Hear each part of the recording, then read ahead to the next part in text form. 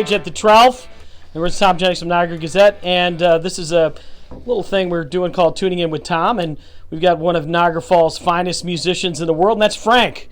No, I'm just kidding. It's Bruce. But Bruce is here with Frank. We all know Frank. Who the heck is Frank? Frank is in the Italians. They congregate in Clarence, so Frank's in Clarence. Lots of Italians. Yes, that's right. Lots of Italians. Very strong ties to the falls. That's right.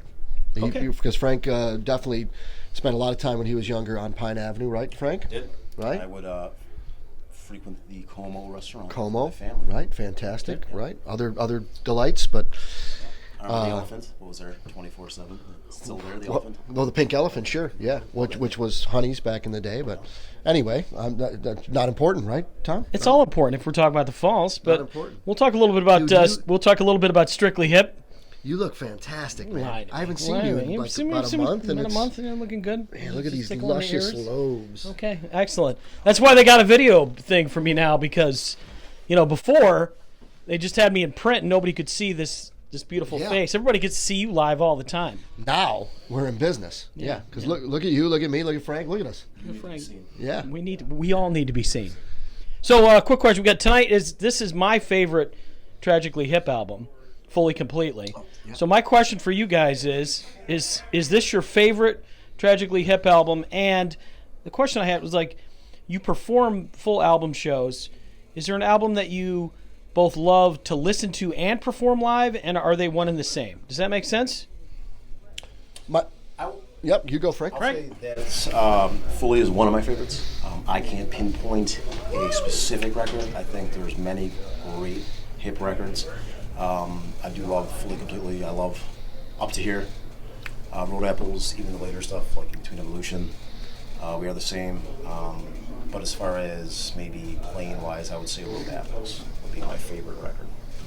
Favorite to listen to as well? Yeah, I think so. I think so. Yeah. Bruce?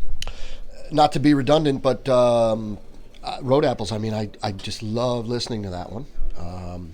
The guitars are just so great on Road Apples, the guitar work, and love playing that one. It's one of my favorites, so that was last week. But I like Phantom Power. I've always told the guys that I like Phantom Power quite a bit, and love some of those tracks.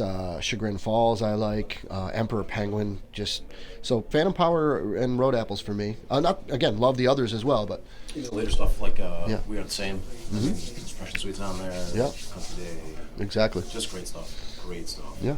All right, Rock and Roll Hall of Fame. My buddy Todd Rundgren, who's performed on this very stage. That's right. He didn't make it, but whatever. No, let's talk about the Tragically Hip. What was it about the Tragically Hip that made it so that they never really quite broke across the entire country? I mean, this area, we're very close to Canada. They had sort of pockets of fame, but I don't know. I mean, what is it? Is it airplay? What do you have anything that you can think of? Because musically, I feel like they're a kind of band that would be Hall of Fame worthy, Rock and Roll Hall of Fame more so than Notorious B.I.G. Even though I'm educated on the hip quite a bit, I don't believe I am educated enough to really pinpoint why they didn't pop over here. Again, you think about people like Bryan Adams or Rush and things of that nature. I'm not quite sure. I know that we did a show in Toronto about a month or so ago, maybe a little over that, and Alan Cross did a kind of a lecture on the hip, and he was sort of speculating that when they got on Saturday Night Live, they did, what did they do, Frank? They did Nautical Disaster and Grace 2, and he just thought that, I guess maybe him and some other people speculated that if they would have did maybe New Orleans, Blow It High Dough, maybe things would have, but that's again a lot of speculation, but hey man, the music business, Tom, right? It's strange. I never thought of the band not popping because I always would hear the airplay. Yeah. I'd hear the songs, I'd see the records in the CD shops. I would go to Media Play, there's the records. Yeah. And we always listened to it. It was on the radio all the time, so right. Their shows were always full in Buffalo. Right. We're so lucky. Yeah, we were lucky. And still, they never seemed like a small band. Right. It was a huge band coming into town for me. personally. To live on a border town like this. I mean, again, we're so lucky to get all this Canadian music that so many people have no idea about, and seeing it live, listening to it. We've had the pleasure of opening for many Canadian acts. Absolutely. Mitchell, Big Sugar, we did Tom Cochran with Kim Mitchell. Yep. Great bands, great hits. That's right. And fortunate, being like 30 minutes away from the border. Yeah. All that stuff just glided over. Yeah. Well, it just kind of makes me think, the Tragically Hip is one of those bands that when you hear them, you love them, and really it just does come down, like you said, to airplay. And in Canada, they had laws that protected the bands where Canadian bands got Canadian airplay. The other thing too, just real fast, is that during that lecture that Alan did, they got American deals. And so obviously you needed an American record deal to really pop over here, and they did get them, but every time they would get one, I think he had 3 of them, every time the A&R guy got fired. So you and I know in the music business, if you're an A&R guy, artist and repertoire guy, if he gets fired, then all the stuff that he signed sort of gets maligned in a way, and so he said that happened to him 3 times with the Tragically Hip, But I mean, the music biz, it's just crazy, right? Here today, gone later today, tomorrow. Right, bro? Absolutely. All right, well, let's wrap this up because we don't want to be here forever. Frank, how long you known this guy, Bruce Wojick, and what's he like to play with? Well, he's become one of my brothers.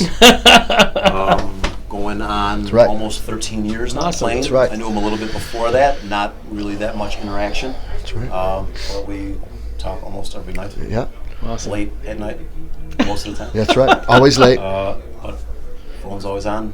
Phone's always answered. That's it. So, playing with Frank since day one has been an absolute pleasure, man. He is an amazing guitar player, an unselfish guitar player, just amazing. We have all these years, musicians sometimes can spar a little bit, and we just never, we always, it's always about the songs, and we make it work, and it's seriously, man, I mean that, and all the guys in the group, I mean, we've all just gotten along so amazingly. Like I can't play like to my ability, or maybe to like my liking. Bruce has got that. Bruce is a fantastic slide player.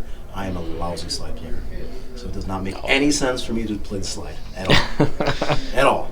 And that's how the band works. Yeah, and I mean, and so the music director, Alan, the bass player. Mm-hmm.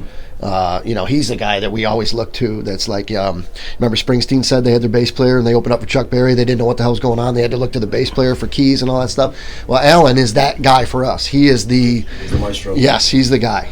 And so he knows these parts up, down, and sideways. And it's like, we could be playing something for a couple years and he might hear something and be like, hey Bruce, you got to get that right. I'd be like, okay sir, that's fine. It's like the military, like, yeah, okay.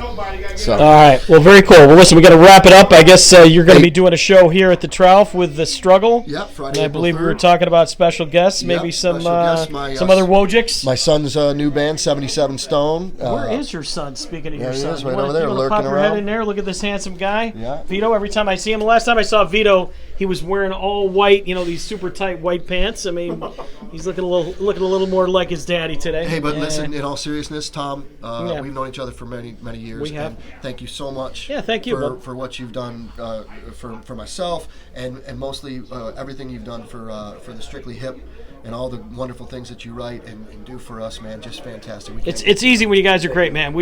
I really enjoy the music. I'm excited for tonight. You're gonna have to stare at my ugly face in the front row with Mrs. Jennings, our beautiful camera person, who's on the other side. And don't forget to say we love you, Mrs. Jennings. Love you, Mrs. Jennings. All right, well, this has been Tuning In with Tom. Hopefully this comes out. We'll do something with it either way. But Bruce, man, we got to end with, you got to give me a little bit of a... How about doubles? Doubles? How about double rubs? Double rubs. Double rubs and a hug. And Frank, first time meeting you, but come on, let's bring it in, man. All right, thanks so much, everybody. Thanks for tuning in with Tom.